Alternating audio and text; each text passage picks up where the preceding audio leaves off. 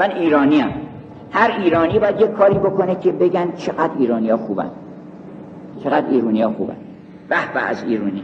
هر چی ایرانی دیدم خوب بوده و هنرمند بوده، باذوق بوده.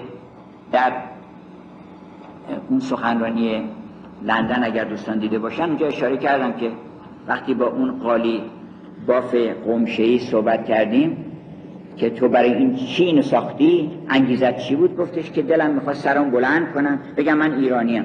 نه اینم ذوقم. همه ما این کارو بکنیم. هر ایرانی وظیفش اینه که ایرانی رو سربلند بکنه. یعنی من به اندازه وجود خودم بگم که ایرانی سربلنده. اینا ببین یه ایرانی به این خوبی.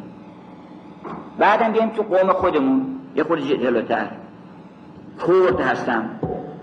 به نظر من هر کردی موظفه که کرد بودن رو سربلند بکنه.